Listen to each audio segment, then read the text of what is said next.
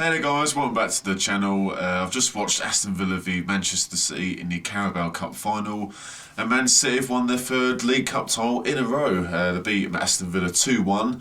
I'm going to give my post-match thoughts. Before I get into that, if you are new to our channel, please subscribe to us. We've got over 100 subs now, so we want to try and grow our channel as much as we can. So any support you guys can give would really be appreciated. And if you wanted to listen to this in audio version, we are available on Spotify and iTunes as well. Links are in the description below. Right, let's get on with the first half. Well, Villa started off the first half really well. The first 10 minutes or so, they were the better side really. They started off in a 4-5-1 formation, where they're actually pushing up the pitch as well, and forcing Man City back. Not sitting too deep, because if sit deep against Man City, you're unlikely to do well out of it really. So they had the bright start, and City in their usual 4-3-3 formation. Raheem Sterling was on the left hand side, and Phil Foden was a surprise choice. He started on the right hand side, and he played very well. Very well today. As I say, Villa were pushing up the pitch, not sitting too deep, and getting bodies forward as well, which you need to do against this City team of the last couple of years. And they had the first opportunity. El Ghazi, the left winger for Villa, he had a header just over from his fellow winger El Mohammadi. It was a good cross, and El Ghazi headed it over. But Villa showed the intent right from the very start, so that was good to see from their point of view.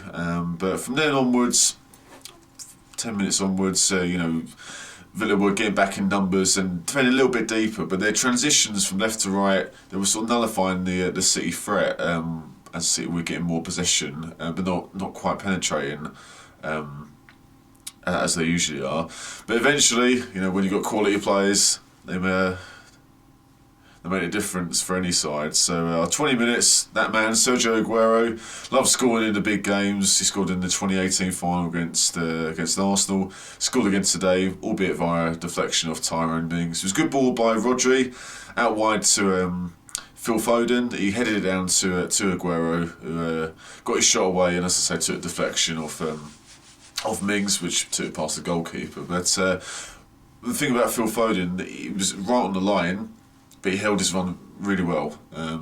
Might have been too easy, or might have been too eager to get him behind, but he just held his run perfectly. Rodri with a good ball, Foden with the header downwards, and Aguero with the finish. So slightly against the run of play, but Man City took the lead. That's what happens when you've got fantastic players in your side. And then from then, Man City just had a stranglehold on the match. Foden was coming into his own really. He was playing really well, and after about 25-26 minutes, he got the ball from Senchenko. Those crossfield passes, the quick crossfield passes and transitions were really hurting Villa after Man City got their first goal. They were able to get in shape before the goal, but afterwards the quickness and tempo of play, Villa was struggling really. And then not long afterwards, on the half-hour mark, it was 2-0.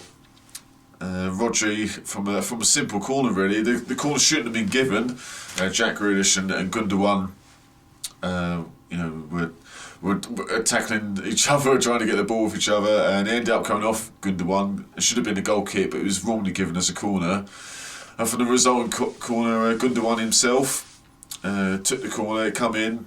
Rodri was pretty much unmarked, penalty spot, and he bullet header into the goal. Very, very soft goal from a Villa point of view, and that's the reason it's not surprising that Villa have struggled really this season. Their defending's been pretty poor all season, and that was a sheer example of it. If you're going to concede to Man City, you don't mind if a silky play, or even like the first goal today, but just a basic corner, a simple header, and poor marking. So 2-0, and from that point you think it's game over really. But fair play to Villa. They stuck at it, and they managed to make it 2-1 5 minutes before half time. It was a fantastic header by Samatta, the target man for Villa. It was Matt Target who had the ball on the left hand side, just a hopeful ball up the pitch. John Stones was in the side today, hasn't played a lot recently, and he made another mistake. It looked like he'd slipped in an initial instance, but he just fell over, didn't deal with it, didn't move his feet, and then El Ghazi got the ball, fantastic ball from the left hand side, and a great header, as I say, by Samata. Villa somehow back in it. Obviously, they wanted to try and keep it at 2-0 anymore, it would have been game over. But to make it 2-1, boost for the second half. So that was the first half. Now on to the second half. So into the second half now. The game was getting more frantic. There's more yellow cards, more challenges. Raheem Sterling and Rodri were both booked. But Villa stuck it. I think they defended very well actually in the second half. City, don't get me wrong, they created a couple of chances, as they always do, but Villa were resolute, and yeah, I think if they play like that in their remaining games, they've got a good chance of staying up. Considering the injuries they've got, they're putting a good display actually. Backs to the wall effort, and they kept going right until the end. I mean, when it was 2-0 to City after half hour, you think, well, this game's over. It could be like Watford in the FA Cup final last season, where it finished 6-0, and it could have been an embarrassment. But as I say, Villa stuck at it, and even when City rang the changes, Bernardo Silva, Kevin De Bruyne come on, Villa stuck at their task, and they were just waiting for that final pass or a set piece to try and get the equaliser. Unfortunately, from a Villa point of view, the final ball wasn't really there, and the corners and free kicks they did have, they didn't really make the most of until right at the very end, where it was Engels with a header, the defender, really well saved by Claudio Bravo, I think the only save he had to make in the whole game, pushed it onto the post. So that was the one chance that Villa were waiting for. But in the end, the City, apart from that chance, didn't really give much away to Villa, and they kept possession very well, and sort of managed the game really. So that was good from a City point of view. If it just helps if you've got technical players that can keep the ball really well. But as I say, for Villa to stick it to the end, I mean, for it to go right to the final whistle and they're still in the game, it was a good effort considering being 2-0 down after only half hour, and if it could be a cricket score here. But in the end, City, they held on for the win. As I say, it's their third League Cup triumph in a row. So it was a good game actually. As I say, from a Villa point of view, they've got something to build on there for the rest of the season. Man City, they've still got the Champions League and FA Cup to go and try and win as well.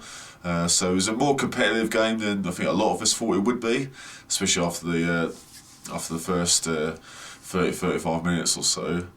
So it was a good game. A good game to watch, and that's what you want. You want competitive matches in finals, and we certainly got that today. So there's my post-match thoughts. Thanks everyone for watching and listening. If you are new to our channel and you like our content, please do subscribe to us and hit that notification bell. We are on social media. Give us a like on Facebook. Follow us on Twitter. Our links in the description below, and also where you find our iTunes, Spotify, wherever you get your podcasts. Really, we're available on those as well. So we would appreciate you guys' support. Well, thanks for watching and listening. I'll see you next time. Bye for now.